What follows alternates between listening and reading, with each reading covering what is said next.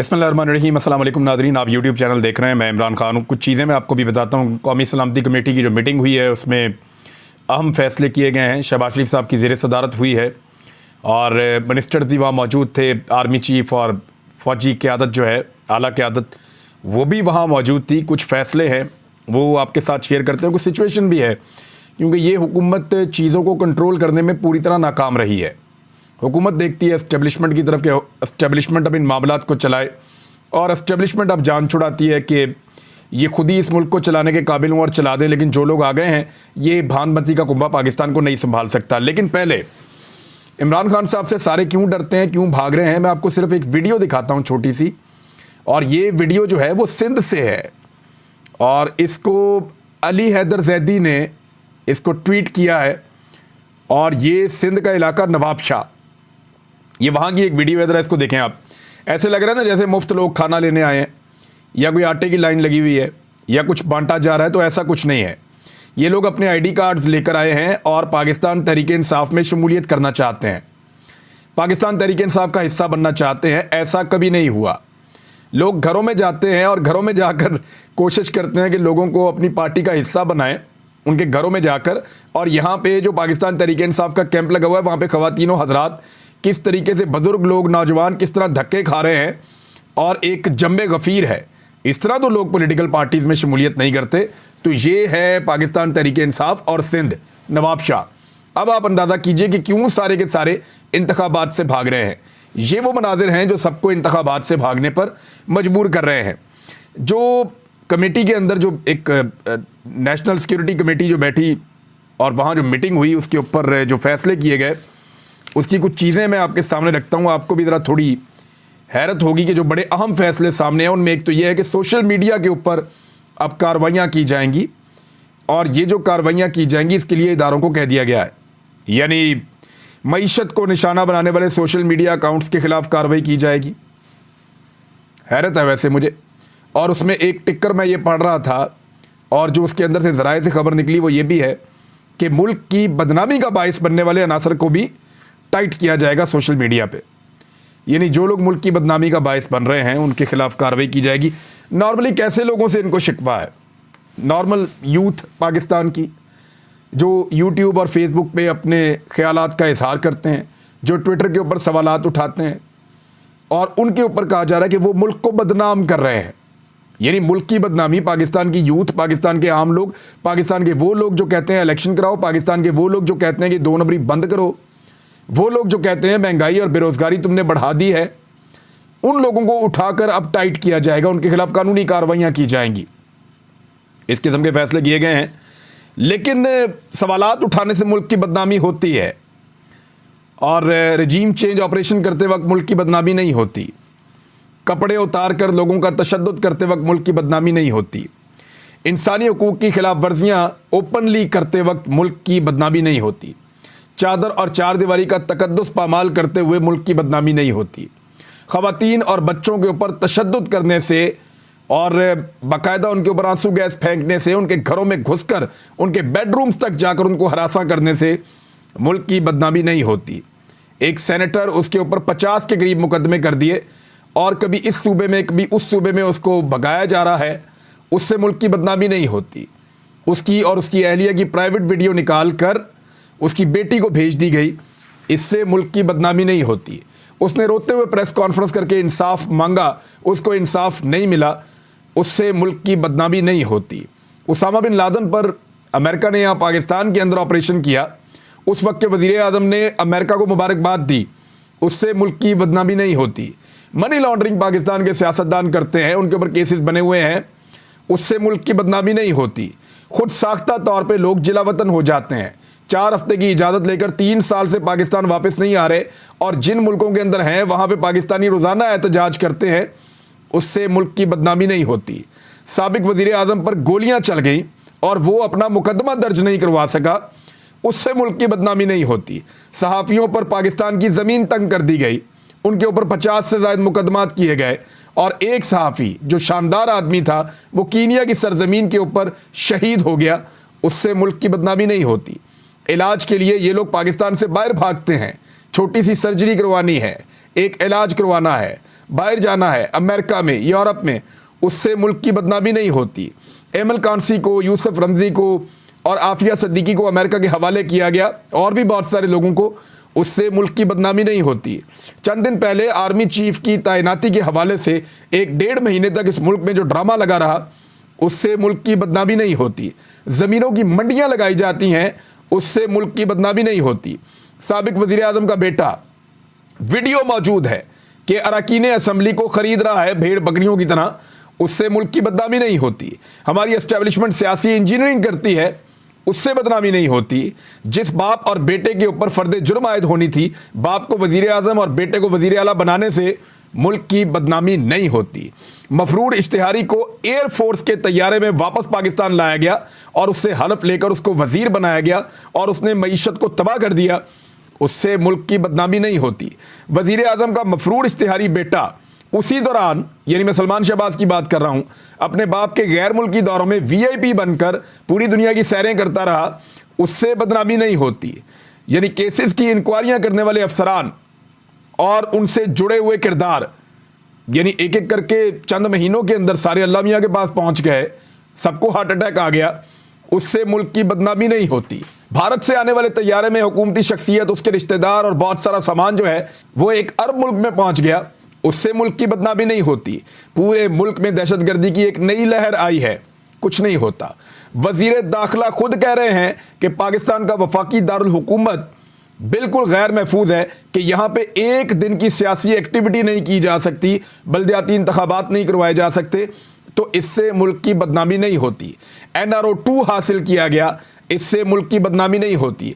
पाकिस्तान की तमाम इशराफिया ने अपने केस खत्म करवा दिए, उससे मुल्क की बदनामी नहीं होती। ओवरसीज पाकिस्तानियों के वोट का हक खत्म कर दिया गया, उससे मुल्क की बदनामी नहीं होती।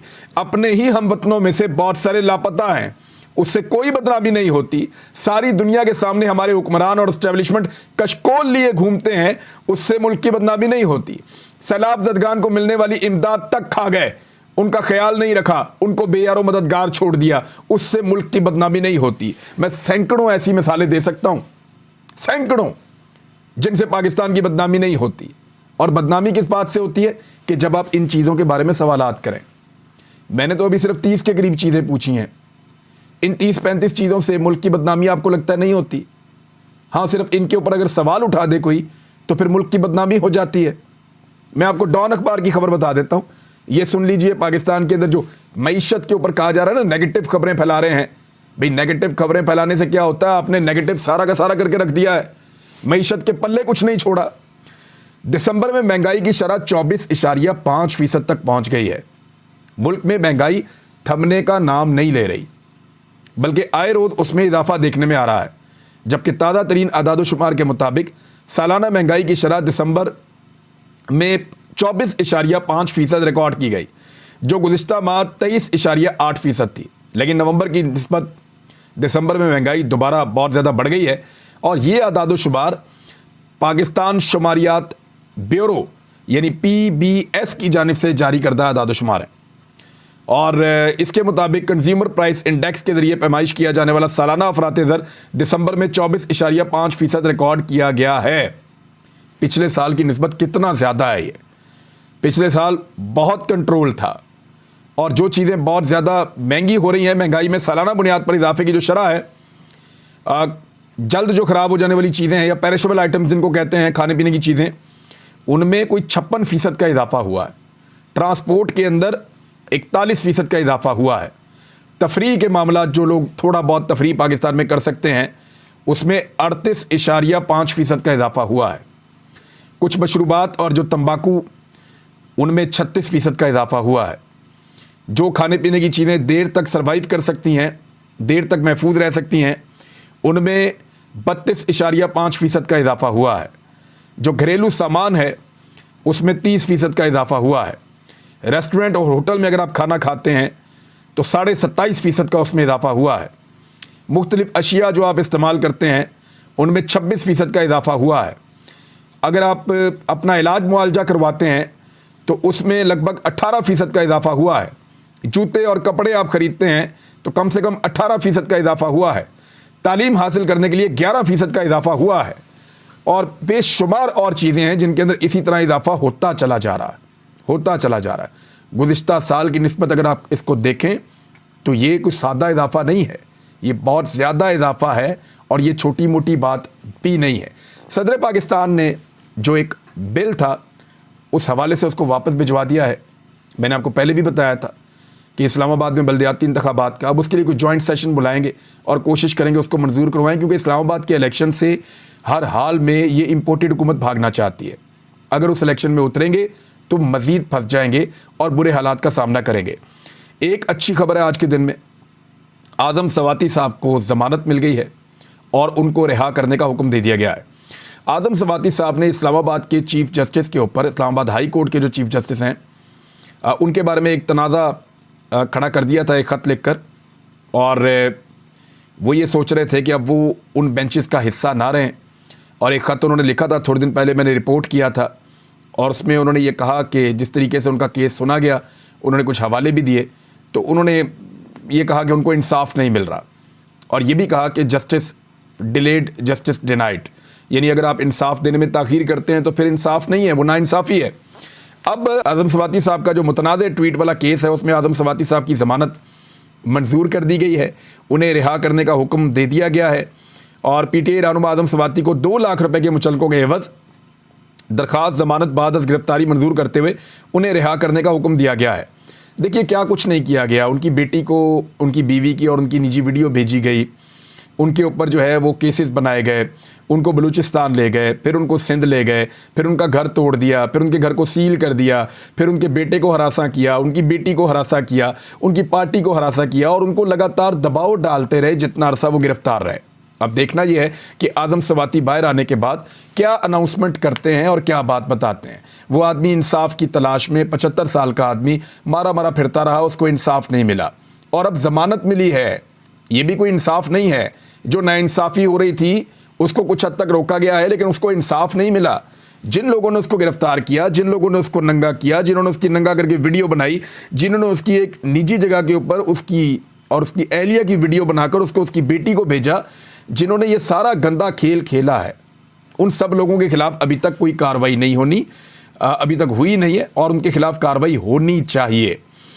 उनके बेटे ने अदालत में ये कहा था कि मेरे वालिद ने जेल से ख़त लिखा है, तो उस पर चीफ जस्टिस ने रिमार्क्स दिए कि इस किस्म के खतूत अदालत अमूमी तौर पर नहीं देखती, और उसके बाद फिर वो ख़त वापस ले लिया गया।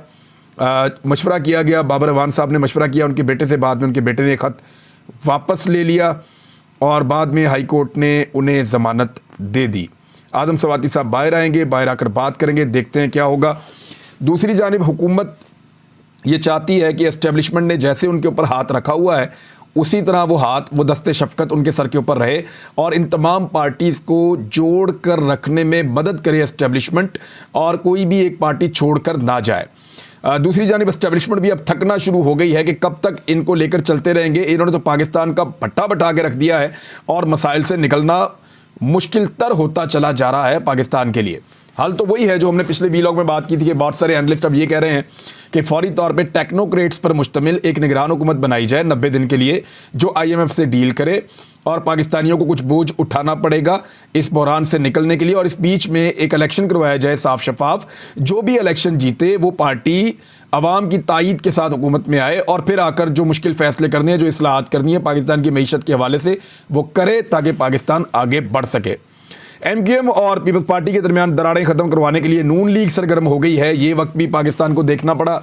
मुस्लिम लीग नून ये समझती थी कि पीपल्स पार्टी ने पाकिस्तान में सबसे ज़्यादा करप्शन की है, सबसे ज़्यादा बेईमानी की है, पाकिस्तान को सबसे ज़्यादा लूटा है। सिंध और पाकिस्तान के मसाइल में सबसे बड़ा हाथ जो है वो पीपल्स पार्टी का है। पाकिस्तान को 2 टुकड़े करने के लिए ये पार्टी जिम्मेदार है, ये नून लीग समझती थी।